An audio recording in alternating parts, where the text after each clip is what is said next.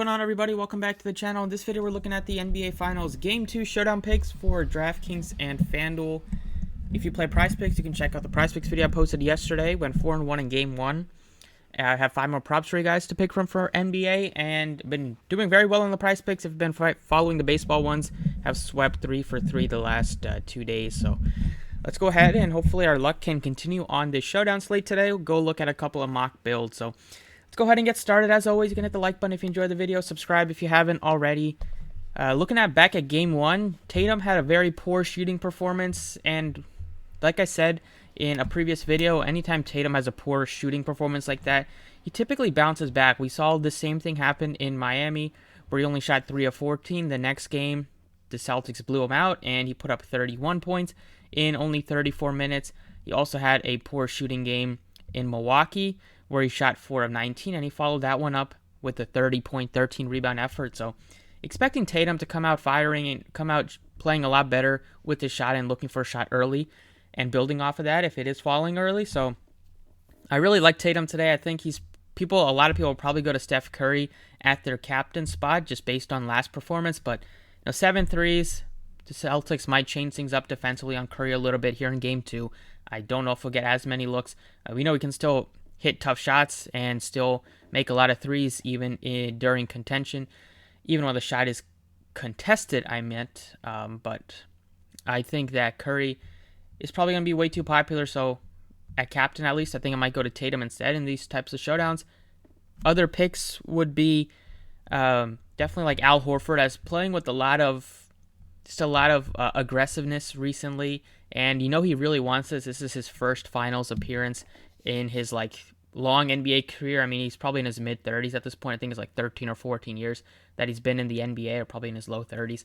And he's finally in the NBA Finals, and he wants to win it. So he really played like that in Game 1, where he put up 6 threes, and don't expect that much from Horford, but he was pretty consistent with knocking down threes throughout this playoffs. He's been shooting the ball well. So I really don't mind getting to Al Horford at 76. I think he looks solid. Robert Williams is questionable, and they probably don't they're probably not going to give Robert Williams a ton of minutes, probably low 20s, but something I expect for Williams. Dealing with a knee issue, and this is not a great spot to play 2 bigs at the same time for a lot of the game. I mean, at least 20 minutes or so is fine when they have Looney and Draymond out there, but the rest of the game, they probably don't want to have both Williams and Horford out there. Draymond Green, he loves to talk about how, other players aren't going to shoot as well as they did, but maybe Draymond can probably put a little bit more effort into making some of his own shots. 0 of 3 from the free throw line, 2 of 12 from the floor, and 0 of 4 from three-point land. I mean, talk about a terrible performance. Shooting-wise, he fouled out, 11 rebounds, 5 assists. Got you some help with the peripherals. Expect a lot, hopefully better shooting performance from Draymond, but we know Draymond at this point is not really that type of game. He doesn't like to shoot at all. He likes to shoot close. Mostly he's fine with passing the ball.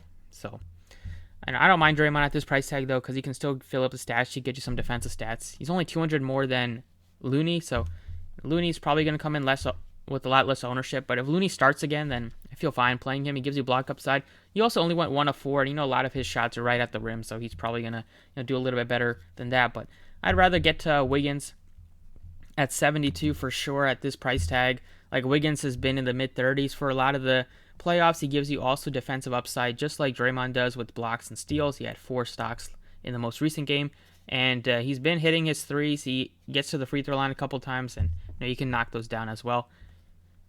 Other picks, like Derek White's been balling for the Celtics off the bench at $5,400, knocking down threes, playing with a lot of confidence. He was very poor last series 2 series ago against Milwaukee. He was struggling a little bit.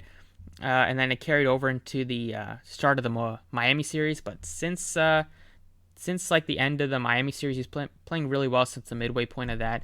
And he's playing with a lot more confidence right now. And he just became a new dad. So maybe he was dealing with some stress and stuff like that before that. And now that everything went smoothly for him and his wife, that he's probably going to play a lot better. So maybe he's probably playing more confidently right now. And 54 for Derek White. He's definitely somebody that you can make a case for. Another piece I really like is Otto Porter Jr. He's only $4,600, and he always kind of gets priced very cheaply. Last game, he was only $4K. look to take advantage of that. He's up a little bit more now at 46, but this is still a price tag that I would like to take advantage of. He's been great for them shooting the ball, even missing about a 10 days or so. He came back and still made 4 or 5 threes. This playoffs, he's been really good in terms of shooting. He can get you rebounds as well, and even though he doesn't play huge minutes, you only need like 23, 24, 25 for him to hit value at this sort of price tag. So he's another piece that I like to get to. He makes it easier to pay up for a superstar or two if you wanted to do that. And then the only other value you can kind of consider is like Pritchard at 36, maybe Gary Payton the second. He said he could see some playing time. Unless he's starting, I don't know if he'll play enough minutes to make much of a difference. If he comes off the bench at $1,800, you can, and we know that he's gonna be in the rotation. He's definitely worth the sprinkle. I think they probably would like to play Payton over like a guy like Iguodala at this point. Iguodala hit some shots last game, but he's getting up there in age. He doesn't give you as much defensive presence as Payton does at this point. And some other picks that I do like at the top end would be like a Marcus Smart for sure at $8,000 with the way that he can play. We're left with $9,200, so you can get to Horford and we can probably upgrade to a spot or two, but we'll see. If we're able to get to Steph Curry here, we have 66, so we can probably put in like maybe want to consider Robert Williams. That is definitely fine. If we do plug in Horford here at 76, we're left with 96, so we can go with Tatum if you think or Jaylen Brown if you think the Celtics will win the game. That's something to do. I think the Golden State Warriors, though, will be able to tie the series up.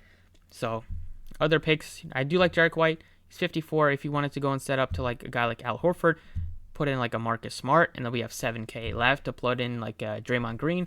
You get a pretty balanced 3-3. You don't get Steph Curry, but you know he's going to be super popular, and we probably just praying for a poor shooting performance, which probably unlikely to happen. But we've seen Curry struggle at times this playoffs with this shot, and I definitely expect Tatum to bounce back. Or at least we're getting to a couple of other Warriors that can pick up the slack if Curry has a poor night, like Wiggins and Porter. So that's definitely one approach to consider. If we try to make a lineup going a bit cheaper at captain with maybe like a Wiggins or a Draymond here. Wiggins at 10-8. He does give you upside at least, hopefully he can get you mid-30s will be fine. He does give you upside into the 40s.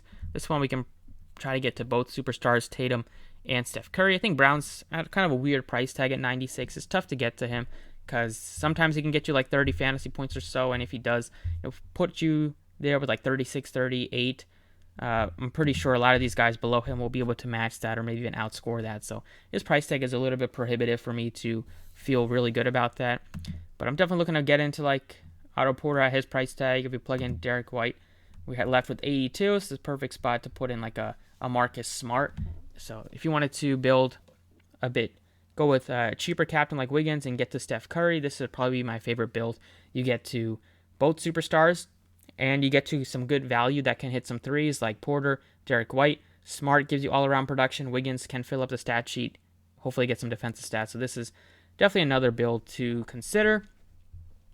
But that's kind of what I got for you guys. In terms of the core plays, it might be a little bit scary to fade like a Steph Curry today, so especially after losing that first game.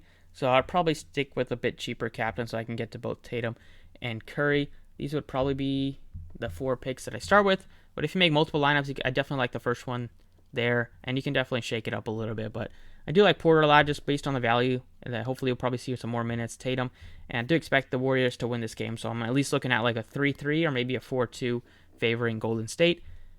That's what I got for DraftKings. Let's go ahead now and take a look at FanDuel. So on FanDuel, it's pretty interesting. The Tatum is most expensive, but once again, I think a lot of people will go to Curry, so you can definitely go to Tatum instead to be a little bit different, and hopefully you can get some leverage on the field if Tatum does go off today and Curry gets a little bit less.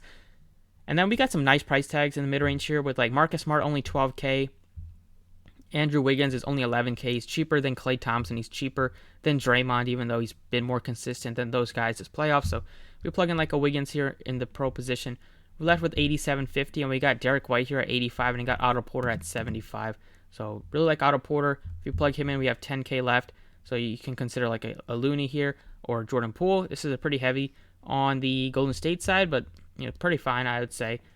Wiggins is at a very nice price tag, but you can get to Marcus Smart instead if you wanted to, just to not go full on with the Golden State stack. Besides for Tatum here, now we have 9,000, so You could put in like a Derek White, hope that he gets hot from 3, and you have 500 left. So instead of maybe Marcus Smart, if you think Draymond will do better today, you can do that. But also, I don't mind leaving some money. So if you do something like this and leave $1,500 on the table, we've seen Wiggins outscore Smart and Green at times, and even Klay Thompson a lot of the times this playoffs. So you're left with $1,500. A lot of people will upgrade to try to use that salary, whereas it's fine saving some money here. And we can definitely expect, you could see Derek White outscoring like Looney, Jordan Poole, Robert Williams.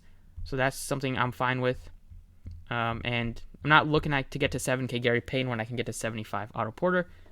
So that's pretty much it for FanDuel as well. In terms of the core plays, it would probably be these 3, Tatum, Steph Curry, and Porter, and then depending on what you want to do with the last couple spots. But that's what I got for you guys for this finals game number 2. Best of luck today. Thank you for watching, and I will see you all next time.